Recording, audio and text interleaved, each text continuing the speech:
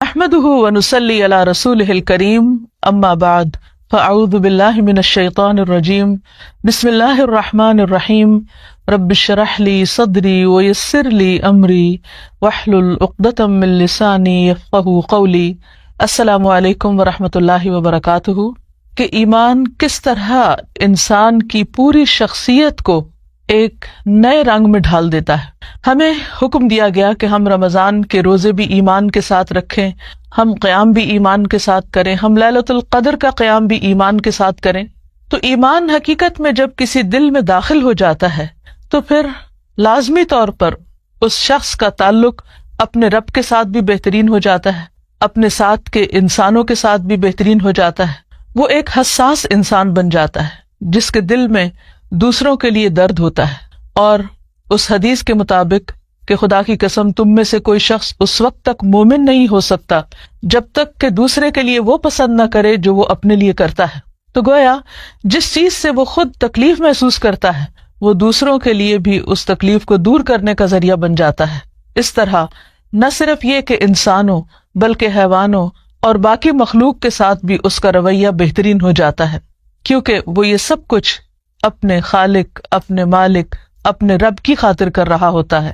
اس سلسلے میں ہم دیکھتے ہیں کہ ایک انسان جب خیر اور بھلائی کے راستے پر چلتا ہے، سلامتی کے راستے پر چلتا ہے، تو کس قسم کے سوالات کرتا ہے اور کس چیز کے بارے میں جاننا چاہتا ہے۔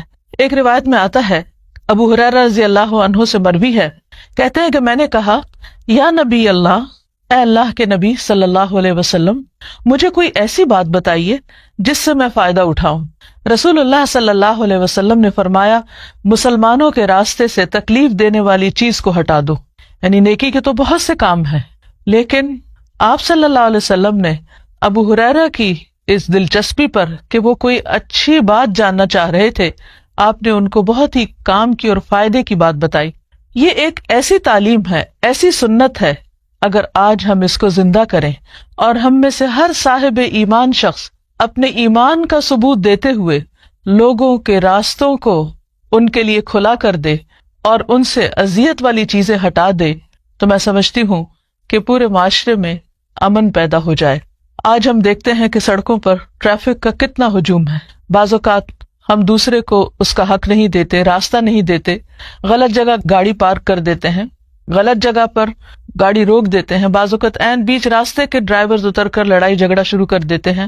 یہ تمام چیزیں دوسروں کو تکلیف دینے والی ہیں، اذیت دینے والی ہیں۔ ہمارا ایمان ہم سے تقاضا کرتا ہے کہ ہم ان تکلیفوں کو دور کرنے والے بنیں، اور رمضان کے روزے جو حقیقت میں انسان کے اندر تقویٰ پیدا کرتے ہیں، وہ تقویٰ انسان کو باشعور بناتا ہے۔ اس شعور کا تقاضا یہ ہے کہ ہم ان اخلاقیات کو اپنی زندگی کا معمول بنا لیں۔ راستے سے تکلیف دہ چیزیں ہٹانا ایمان کا حصہ بتایا گیا۔ حدیث میں آتا ہے، رسول اللہ صلی اللہ علیہ وسلم نے فرمایا، ایمان کی 60 یا 70 سے بڑھ کر کچھ شاخیں ہیں، جن میں سے سب سے بڑی لا الہ الا اللہ ہے، اور سب سے ادنا راستے سے تکلیف دہ چیز کو دور کرنا ہے، اور حیا بھی ایمان کی ایک شاخ ہے۔ تو گویا راستے سے تکلیف دہ چیز ہٹانا دراصل ایمان کا ثبوت دینا ہے۔ نبی صلی اللہ علیہ وسلم نے فرمایا، جو شخص مسلمانوں کے راستے سے کسی تکلیف دہ چیز کو ہٹاتا ہے تو اللہ تعالیٰ اس کے لیے ایک نیکی لکھ دیتا ہے، اور جس کے لیے اللہ کے ہاں نیکی لکھ دی جائے اللہ تعالیٰ اسے جنت میں داخل فرمائے گا، کیونکہ ان البر یہدی الی الجنہ، نیکی انسان کو جنت کا راستہ دکھاتی ہے، جنت کی طرف لے جاتی ہے۔ انسان ہر روز جب صبح کے وقت اٹھتا ہے تو اس کے ہر جوڑ پر صدقہ واجب ہوتا ہے۔ حدیث میں آتا ہے کہ 2 آدمیوں کے درمیان عدل کرنا صدقہ ہے، یعنی انسان دراصل اپنا صدقہ دے رہا ہوتا ہے۔ ہمارے ہاں صدقے کا ایک بہت ہی محدود سا مفہوم ہے، اور وہ یہ کہ کسی بکرے کو ذبح کر دیا جائے یا کسی مسکین کو کچھ کھانے کو دے دیا جائے، وہ بھی صدقہ ہے۔ لیکن اس کے علاوہ بھی بہت سے کاموں کو صدقہ شمار کیا گیا۔ فرمایا 2 آدمیوں کے درمیان عدل کرنا، انصاف کرنا، یعنی باہم اگر وہ جھگڑ رہے ہیں تو انصاف کی بات کرنا، یہ بھی صدقہ ہے۔ آدمی کو اس کی سواری پر سوار کرنا، یعنی اس سواری میں مدد دینا، یا اس کا سامان اٹھانا، یا اس کے سامان کو سواری سے اتارنا، یہ بھی صدقہ ہے۔ اور پاکیزہ بات کرنا، اچھی بات کرنا بھی صدقہ ہے، نماز کی طرف چل کر جانے میں ہر قدم صدقہ ہے، اور راستے سے تکلیف دہ چیز کو ہٹا دینا یہ بھی صدقہ ہے۔ اگر انسان کا شعور جاگتا ہو، بصیرت کی آنکھیں کھلی ہوں، تو ہو نہیں سکتا کہ انسان کو راستے میں پڑی ہوئی یا راستے میں بکھری ہوئی یا تکلیف دینے والی چیزیں پھر نظر نہ آئیں اور وہ یہ صدقہ کیے بغیر گزر جائے۔ پھر اسی طرح نبی صلی اللہ علیہ وسلم نے فرمایا کہ میری امت کے اچھے اور برے اعمال مجھ پر پیش کیے گئے کہ امت کیا کچھ کرتی ہے، تو میں نے ان کے اچھے اعمال میں سے اچھا عمل راستے میں سے تکلیف دہ چیز کا دور کر دینا پایا، کہ ان کے اچھے اچھے کاموں میں سے ایک کام کیا ہے کہ وہ راستے سے تکلیف دہ چیز ہٹا رہے ہیں۔ یہ نہیں کہ سڑک کسی کام کے لیے کھودی تو واپس درستی نہ کی، یا کہیں پائپ بچھائے تو وہ اس طریقے پر کہ آنے جانے والوں کے راستے میں رکاوٹ کھڑی کریں، یا پھر یہ کہ گٹر کا ڈھکن اٹھا کے ادھر ادھر کر دیں اور لوگوں کے لیے ہلاکت کا دروازہ کھول دیں۔ یہ کسی مومن کی شان نہیں ہو سکتی، یہ نبی صلی اللہ علیہ وسلم کی امتی کا کردار نہیں ہو سکتا۔ اس لیے آپ صلی اللہ علیہ وسلم کو جو اعمال دکھائے گئے ان میں سے ایک نیکی یہ بھی دکھائی گئی کہ آپ کی امت رستے سے تکلیف دہ چیزیں ہٹانے والی ہے، اور میں نے ان کے برے اعمال میں سے مسجد میں تھوکنا اور اس کا دفن نہ کرنا پایا، یعنی لوگوں کے سامنے ہی تھوک دینا یا راستے میں۔ اب آپ دیکھیے بعض راستوں پر پان کی پیک پھینکی ہوئی ہوتی ہے، اچھی بھلی بلڈنگ، صاف ستھرے راستے، صرف تھوک کے نشانات کی وجہ سے ایسا کریہ منظر پیش کرتے ہیں کہ انسان کی طبیعت متلا جاتی ہے۔ اس لیے بہت ضروری ہے کہ ان تمام چیزوں سے پرہیز کیا جائے۔ پھر اسی طرح راستے سے تکلیف دہ چیز کا ہٹانا جنت میں داخلے کا ذریعہ بھی ہے۔ رسول اللہ صلی اللہ علیہ وسلم نے فرمایا، ایک آدمی ایسے راستے سے گزرا کہ ایک خاردار شاخ اس پر تھی، یعنی کانٹوں والی شاخ تھی۔ اس پر وہ کہنے لگا، اللہ کی قسم میں اس شاخ کو مسلمانوں کے راستے سے ہٹا دوں گا تاکہ یہ ان کو تکلیف نہ دے۔ پھر وہ آدمی جنت میں داخل کر دیا گیا، صرف اس سوچ کی وجہ سے کہ اس نے دوسروں کی تکلیف دور کرنے کی ٹھان لی۔ ایک اور روایت میں آتا ہے، حضرت انس سے مروی ہے کہ ایک درخت سے راستے میں گزرنے والوں کو اذیت ہوتی تھی، ایک آدمی نے اسے آ کر ہٹا دیا۔ نبی صلی اللہ علیہ وسلم نے فرمایا، میں نے جنت میں اسے درختوں کے سائے میں پھرتے ہوئے دیکھا ہے، یعنی وہ شخص جنت میں اس عمل کی وجہ سے پہنچ گیا کہ اس نے دوسروں کا دکھ درد محسوس کیا اور تکلیف دہ چیز کو راستے سے ہٹا دیا۔ پھر اسی طرح نبی صلی اللہ علیہ وسلم کی ایک وصیت بھی ہے۔ ابو برزہ فرماتے ہیں، میں نے رسول اللہ صلی اللہ علیہ وسلم کی خدمت میں عرض کیا، اے اللہ کے رسول، میں نہیں جانتا، شاید کہ آپ اس دنیا سے چلے جائیں اور میں آپ کے بعد زندہ رہوں، تو آپ مجھے کوئی ایسا زاد راہ عطا فرمائیں جس کے ذریعے مجھے نفع حاصل ہو۔ آپ نے فرمایا، یہ اور یہ کرو، یعنی کچھ کام بتائے، اور راستے سے تکلیف دینے والی چیز کو ہٹا دیا کرو۔ اب آپ دیکھیے کہ نبی صلی اللہ علیہ وسلم دنیا سے جاتے ہوئے اپنی امت کو کن کاموں کی تلقین کر رہے ہیں۔ اگر ہم صرف اس ایک سنت پر عمل کرتے ہوئے لوگوں کے لیے راستے کھلے کر دیں تو آپ دیکھیے کہ ہمارا آس پاس کس قدر خوبصورت ہو جائے۔ مومن ایک بہت ہی حساس انسان ہوتا ہے، جو وہ اپنے لیے چاہتا ہے وہی دوسروں کے لیے چاہتا ہے۔ وہ کسی کے لیے مسائل کھڑے نہیں کرتا، کسی کے لیے رکاوٹیں پیدا نہیں کرتا، وہ ایک نو پرابلم انسان ہوتا ہے۔ وہ راستے میں دوسروں کے لیے بھی آسانیاں پیدا کرتا ہے، اور ان سارے اعمال کو مومن کے لیے صدقہ بتایا گیا اور ان پر انکریج کیا گیا۔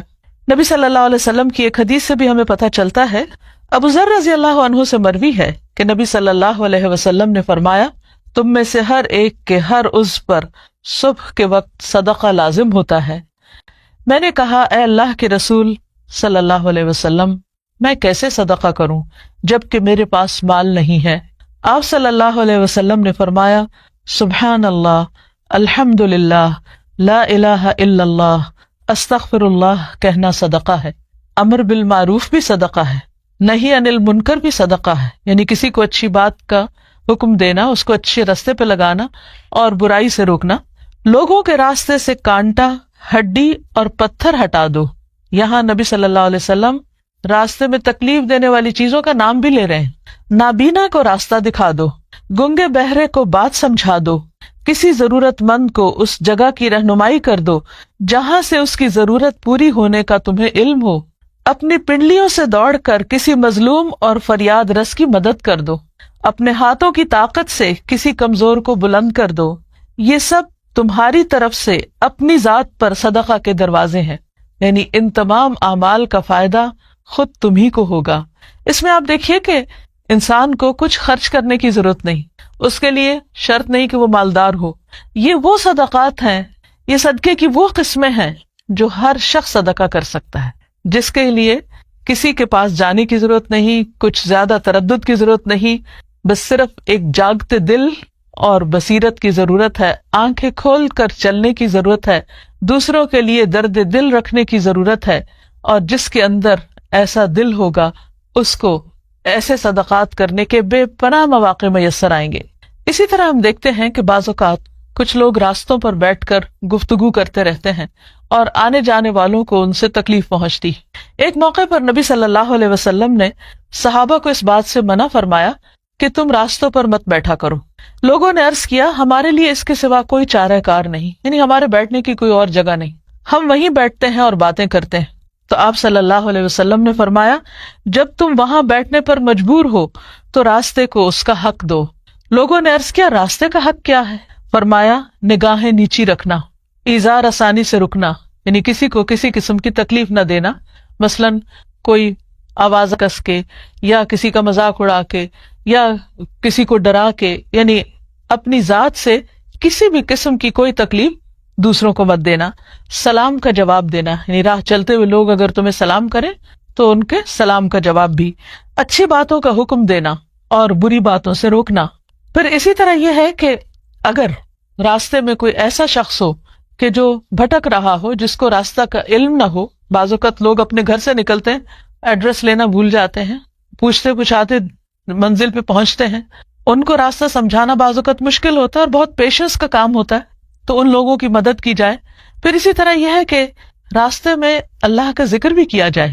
حدیث میں آتا ہے کہ جو لوگ کسی جگہ پر مجلس کریں، یعنی اگر راستے میں بھی بیٹھے ہوئے ہیں یا چل رہے ہیں لیکن اس میں اللہ کا ذکر نہ کریں، ان کے لیے وہ قیامت کے دن باعث حسرت ہوگی۔ اور جو آدمی کسی راستے پر چلتے ہوئے اللہ کا ذکر نہ کرے، وہ چلنا بھی قیامت کے دن اس کے لیے باعث حسرت ہوگا۔ اور جو آدمی اپنے بستر پر آئے لیکن اللہ کا ذکر نہ کرے، وہ بھی اس کے لیے باعث حسرت ہوگا۔ لہذا انسان اٹھتے بیٹھتے سوتے جاگتے چلتے پھرتے کام کاج کرتے ساتھ ساتھ بسہولت بآسانی اللہ کو یاد کر سکتا ہے، اور اس کے لیے تسبیحات بھی بتا دی گئی، سبحان اللہ پڑھنا، الحمدللہ کہنا، اللہ اکبر، لا الہ الا اللہ۔ تو اس سے انسان اپنے اندر ایک ہلکا پن بھی محسوس کرتا ہے، اس کے غموں اور دکھوں کے بوجھ بھی ہلکے ہوتے ہیں، دل کو اطمینان ملتا ہے، اور اس کے ساتھ ساتھ جن جگہوں سے انسان گزرتا ہے وہ جگہ اس کے لیے گواہ بن جاتی ہیں کہ وہاں اس نے اللہ کا ذکر کیا۔ بعض اوقات یہ بھی دیکھنے میں آیا ہے کہ لوگ اللہ کا ذکر تو کرتے ہیں، بعض اوقات تسبیح بھی پڑھ رہے ہوتے ہیں، لیکن اس کے ساتھ ساتھ راستے میں گندگی پھیلانے سے باز نہیں آتے۔ یہ چیز بھی دوسروں کو اذیت دینے کا سبب بنتی۔ مثلا اگر کچھ کھا رہے ہیں، مثلا کیلا کھا رہے ہیں تو اس کا چھلکا پھینک دینا، کوئی ٹافی یا بسکٹ وغیرہ کھائیں تو ان کے ریپر پھینک دینا، سگریٹ پینے کے بعد اس کے ٹکڑے پھینک دینا، اور بعض اوقات تو ان ٹکڑوں کے اندر آگ بھی سلگ رہی ہوتی ہے۔ اسی طرح بعض لوگ راستوں پر رفع حاجت بھی کر دیتے ہیں۔ نبی صلی اللہ علیہ وسلم نے ان چیزوں سے سختی سے روکا ہے کہ کوئی بھی کام ایسا کیا جائے جس سے راہ گزر کو تکلیف ہو۔ ایک حدیث میں آتا ہے رسول اللہ صلی اللہ علیہ وسلم نے فرمایا 3 لعنت کرنے والے کاموں سے بچو، پانی کے گھاٹ پر، کسی گزرگاہ پر، اور سایہ دار جگہ میں بول و براز کرنا۔ یعنی یہ وہ کام ہے کہ جن سے انسان اللہ تعالیٰ کی رحمت سے دور ہو جاتا ہے، اللہ تعالیٰ کی ناراضگی لازم ہو جاتی ہے۔ نبی صلی اللہ علیہ وسلم نے فرمایا جس نے مسلمانوں کو ان کے راستے میں اذیت دی اس پر ان کی لعنت واجب ہو جاتی ہے۔ ایک اور حدیث میں آتا ہے نبی صلی اللہ علیہ وسلم نے فرمایا راستے کے درمیان پڑاؤ مت ڈالا کرو، یعنی راستے میں مت بیٹھ جاؤ، اور نہ ہی راستے میں قضاء حاجت یعنی بول و براز کیا کرو۔ اسی طرح بعض اوقات یہ بھی دیکھنے میں آیا ہے کہ بعض لوگ چلتی سڑک پر، یعنی جہاں پر ہیوی ٹریفک ہے، بعض اوقات وہاں ٹریفک روک کر خود سڑک عبور کرنا شروع کر دیتے ہیں اور بہت سے لوگوں کی اذیت کا باعث بن جاتے ہیں۔ بعض لوگ خراب گاڑیاں سڑک پر لے آتے ہیں، وہ عین راستے میں خراب ہو جاتی ہیں اور اس کی وجہ سے لوگوں کو تکلیف ہوتی ہے، بہت سے لوگوں کا راستہ بند ہو جاتا ہے۔ اسی طرح شارع عام کے اوپر بڑے بڑے جلسے جلوس کرنا، اس کا نقصان یہ ہوتا ہے کہ بہت سے لوگ حتیٰ کہ مریض وغیرہ بھی بہت اذیت میں مبتلا ہو جاتے ہیں. بعض اوقات تو یہ تک دیکھنے میں آیا کہ ایمبولینسز ایسے جگہوں پر پھنس جاتی ہیں اور لوگوں کی جان چلی جاتی ہے. ہم سب کو چاہیے کہ رمضان کے اس مہینے میں اپنے اعمال کا محاسبہ کریں اور اس بات کا جائزہ لیں کہ کہیں ایسا تو نہیں کہ ہماری ذات سے کسی کو تکلیف ہو رہی ہو، کیونکہ مسلمان وہ ہے جس کے ہاتھ اور زبان سے دوسرے مسلمان محفوظ رہیں. اللہ تعالی ہم سب کو امن، ایمان، سلامتی اور اسلام سے نوازے اور ہمیں ان اعمال کی توفیق دے جو اس کو پسند ہے، جو اس کو محبوب ہیں، اور وہ ہم سے راضی ہو جائے اور ہم اس سے راضی ہوں. اللہ تعالیٰ نے انسان کو پیدا کیا، اس کے اندر خیر اور شر دونوں چیزیں رکھی، پھر اس کو دونوں راستے دکھائے، پھر اس کو آزادی بھی دی کہ وہ چاہے تو بھلائی کے راستے پہ چلے اور چاہے تو برائی کا راستہ اختیار کرے.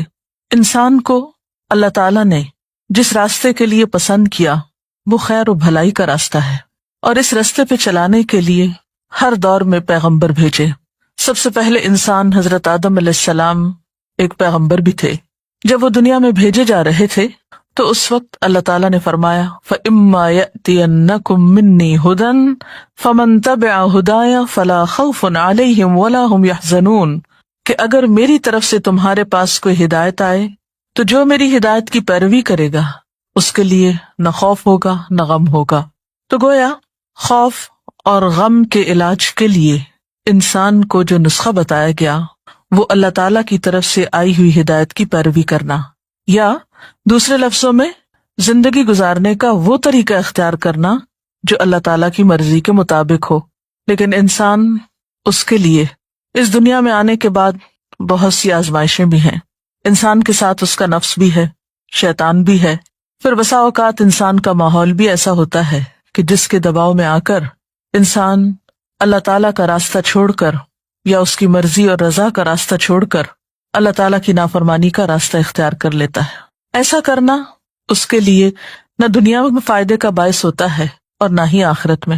انسان جب اللہ کی نافرمانی کرتا ہے، گناہ کرتا ہے، تو ہمیشہ پریشانی، احساس ندامت اور غم کا شکار ہوتا ہے. یعنی نتیجتاً دکھ اور پریشانی اس کا مقدر ہوتی ہے. ایسے میں انسان کیا کرے؟ انسان چونکہ فرشتہ نہیں، اس لیے یہ ممکن نہیں کہ اس سے کوئی غلطی نہ ہو. غلطی تو ہوگی کیونکہ انسان ہے، بھول چوک بھی ہے، خواہشات نفس بھی ہیں، تو یہ ہو نہیں سکتا کہ اس سے غلطی نہ ہو. اور انسان شیطان بھی نہیں کہ اس سے کوئی اچھائی نہ ہو اور صرف برائی کرے. نہیں، انسان ان دونوں کے بیچ کی چیز ہے. اب سوال یہ پیدا ہوتا ہے کہ اگر انسان سے انسان ہونے کے ناطے غلطی ہو جائے، خطا ہو جائے، بھول چوک ہو جائے، وہ اللہ کی نافرمانی کا کام کر بیٹھے، تو پھر اس کے بعد کیا کرے؟ دو طریقے ہو سکتے ہیں. ایک تو یہ کہ وہ مایوس ہو جائے، گناہ پر اصرار کرتا چلا جائے اور بالآخر ہلاکت کا شکار ہو. اور دوسرا راستہ اور دوسرا طریقہ پلٹنے کا راستہ ہے، توبہ کا راستہ ہے، بھولنے کے بعد واپس لوٹنے کا راستہ ہے، اور یہی راستہ اس کے لیے پسندیدہ راستہ ہے. قرآن پاک میں اللہ سبحانہ وتعالیٰ فرماتا ہے وَالَّذِينَ إِذَا فَعَلُوا فَاحِشَةً أَوْ ظَلَمُوا أَنفُسَهُمْ ذَكَرُوا اللَّهَ فَاسْتَغْفَرُوا لِذُنُوبِهِمْ وَمَن يَغْفِرُ الذُّنُوبَ إِلَّا اللَّهُ وَلَمْ يُصِرُّوا عَلَى مَا فَعَلُوا وَهُمْ يَعْلَمُونَ. اور اگر کبھی ان سے کوئی فحش کام سرزد ہو جاتا ہے یا وہ اپنے اوپر زیادتی کر بیٹھتے ہیں تو انہیں خدا یاد آ جاتا ہے اور وہ اس سے اپنے گناہوں کی معافی مانگ لیتے ہیں. اور خدا کے سوا اور کون ہے جو گناہوں کو معاف کر سکتا ہو؟ اور وہ جانتے بوجھتے اپنے کیے پہ ہرگز اصرار نہیں کرتے. یعنی گناہ کرنے کے بعد ان کے اندر جب احساس ندامت اٹھتا ہے وہ اللہ تعالیٰ کی طرف متوجہ ہو کے معافی مانگنے لگتے ہیں اور گناہ چھوڑ دیتے ہیں، اس پر اصرار نہیں کرتے. ایسے ہی لوگ اللہ تعالیٰ کے پسندیدہ لوگ ہوتے ہیں. ایک اور مقام پر آتا ہے ان الذین اتقوا اذا مسهم طائف من الشیطان تذکروا فاذا هم مبصرون کہ فی الواقع جو لوگ اللہ سے ڈرنے والے ہیں، متقی ہیں، ان کا حال یہ ہوتا ہے کہ کبھی شیطان کے اثر سے کوئی برا خیال انہیں چھو بھی جائے، یعنی برا خیال بھی آئے، گناہ کا ارادہ بھی ہو، تو فوراً چوکنے ہو جاتے ہیں. یعنی تقویٰ کی برکت سے وہ ہوشیار ہو جاتے ہیں اور پھر انہیں صاف نظر آنے لگتا ہے کہ درست راستہ کیا ہے. نبی صلی اللہ علیہ وسلم نے فرمایا سارے کے سارے انسان خطا کار ہیں اور بہترین خطا کار وہ ہیں جو بہت زیادہ توبہ کرنے والے ہیں۔ تو توبہ کرنا بندے کے حق میں ایک پسندیدہ عمل ہے۔ قرآن پاک میں اللہ تعالیٰ اپنے پیارے بندوں کی ایک خاص خوبی کا ذکر کرتے ہیں کہ وَبِالْأَسْحَارِ هُمْ يَسْتَغْفِرُونَ، کہ سحری کے وقت وہ استغفار کرتے ہیں، معافی مانگتے ہیں۔ پیغمبروں کے ذریعے بھی بارہا انسانوں کو یہی سبق سکھایا گیا کہ وَاسْتَغْفِرُوا رَبَّكُمْ ثُمَّ تُوبُوا إِلَيْهِ، اپنے رب سے بخشش طلب کرو پھر اس کی طرف لوٹ جاؤ، واپسی کا راستہ اختیار کرو۔ ان ربی رحیم ودود، بے شک میرا رب بہت رحم فرمانے والا، بہت محبت کرنے والا ہے۔ یعنی ایسا نہیں کہ اگر کسی انسان سے کوئی غلطی ہو جائے تو پھر وہ معاف نہیں کرتا اور ہمیشہ کے لیے وہ اس کی نظروں سے گر جاتا ہے، نہیں، 100 بار بھی اگر کوئی غلطی کرتا ہے اور پھر اس کو احساس ندامت ہوتا ہے، شرمندگی ہوتی ہے اور وہ پلٹتا ہے تو اللہ تعالیٰ اس کو معاف کرتا رہتا ہے۔ ایک حدیث میں آتا ہے ان اللہ یقبل توبۃ العبد ما لم یغرغر، اللہ بندے کی توبہ اس وقت تک قبول کرتا ہے جب تک کہ وہ آخری دموں پہ نہ ہو یا اس کی سانس نہ اکھڑ جائے، یعنی مرتے دم تک توبہ قبول ہوتی رہتی ہے۔ ہاں یہ الگ بات ہے کہ ایک انسان جب فوت ہو جاتا ہے اور وہ شرک کی حالت میں ہوتا ہے یا کفر کی حالت میں ہوتا ہے یا کسی کبیرہ گناہ کے ارتکاب کی حالت میں ہوتا ہے اور توبہ کیے بغیر مر جاتا ہے، تو مرنے کے بعد جب سزا سامنے آ جاتی ہے، اللہ تعالیٰ کی ناراضگی اور غصہ سامنے آ جاتا ہے، تو پھر توبہ کا موقع نہیں رہتا۔ اس لیے ہمیں کبھی بھی اللہ تعالیٰ کی رحمت سے نا امید نہیں ہونا چاہیے، گناہ کتنا بھی بڑا ہو جائے، غلطی کتنی بھی بڑی ہو، لیکن کبھی مایوسی پاس نہ پٹکنے پائے۔ قرآن پاک میں اللہ تعالیٰ فرماتے ہیں یا عبادی الذین اسرفوا علی انفسہم لا تقنطوا من رحمت اللہ ان اللہ یغفر الذنوب جمیعا انہ هو الغفور الرحیم، اے میرے وہ بندو جو اپنی جانوں پر زیادتی کر بیٹھے ہو، اللہ کی رحمت سے ہرگز مایوس نہ ہونا، یقیناً وہ تمہارے سارے کے سارے گناہ معاف فرما دے گا، وہ بہت ہی معاف فرمانے والا اور بڑا ہی مہربان ہے۔ اور تم اپنے رب کی طرف رجوع کرو اور اس کی فرما برداری بجا لاؤ، وَأَنِيبُوا إِلَىٰ رَبِّكُمْ وَأَسْلِمُوا لَهُ مِن قَبْلِ أَن يَأْتِيَكُمُ الْعَذَابُ ثُمَّ لَا تُنصَرُونَ، اس سے پہلے کہ تم پر وہ عذاب آ جائے کہ پھر تم کہیں سے بھی مدد نہ پا سکو، یعنی آخرت میں جب سزا سامنے آ جائے گی تو کوئی بھی شخص کتنی بھی توبہ کرے، کتنا بھی روئے دھوئے، پھر معافی نہیں ہو سکتی۔ ہاں جب تک وہ زندہ ہے، کتنا بھی بڑا قصور ہے اس کی معافی ہو سکتی ہے۔ اس کا یہ مطلب نہیں کہ انسان جان بوجھ کر غلطی کرنا شروع کر دے کہ معافی تو ہو ہی جائے گی اس لیے جو چاہے میں کروں، کیا معلوم کہ پھر اس کے بعد، اس غلطی کے بعد توبہ کا موقع ملتا ہے یا نہیں۔ تو جان بوجھ کر غلطی نہیں کرنی چاہیے۔ اس سلسلے میں ہم دیکھتے ہیں حضرت یوسف علیہ السلام کے ساتھ جو کچھ ہوا، ان کے بھائیوں نے انہیں اندھے کنویں میں دھکیلا اور ان پر چوری کا الزام لگایا اور بہت زیادہ زیادتی کی، لیکن اتنے بڑے قصور کے بعد جب ان کو احساس ہوتا ہے کہ ہم غلط تھے تو وہ فوراً اپنے رب کے حضور معافی مانگتے ہیں اور اپنے والد سے بھی درخواست کرتے ہیں کہ آپ بھی اللہ تعالیٰ سے ہمارے لیے معافی کی درخواست کیجیے۔ یا ابانا استغفر لنا ذنوبنا انا کننا خاطئین، اے ابا جان ہمارے گناہوں کی بخشش کے لیے دعا کیجیے، واقعی ہم بڑے خطا کار تھے۔ اب یہ کوئی چھوٹا جرم نہیں تھا کہ ایک معصوم بچے کو بغیر کسی جرم کے کنویں میں پھینکا گیا اور اس پر چوری کا الزام بعد میں لگایا گیا، لیکن جب احساس ہوا تو پھر توبہ کر لی۔ تو ان کے والد نے بھی ان کے لیے پھر کیا کہا تھا، قال سوف استغفر لکم ربی، کہ میں جلد ہی تمہارے لیے استغفار کروں گا، انہ هو الغفور الرحیم، بے شک وہ بخشش فرمانے والا مہربان ہے، یعنی وہ ضرور معاف کر دے گا۔ اور پھر ایک گناہ ہو یا زیادہ ہو، چھوٹا گناہ ہو یا بڑا گناہ ہو، توبہ کرنے میں دیر نہیں لگانی چاہیے، اور کبھی مایوس ہو کر کہ میرے تو گناہ معاف ہو نہیں سکتے۔ ڈاکٹر فرحت ہاشمی صاحبہ کے مستند بیانات سننے کے لیے ہمارے چینل قرآنک پلس کو سبسکرائب کریں۔ یہاں قرآن و حدیث کی روشنی میں حقیقی رہنمائی اور روحانی ترقی کے خزانے ملیں گے۔ ابھی جڑیں اور دین کو گہرائی سے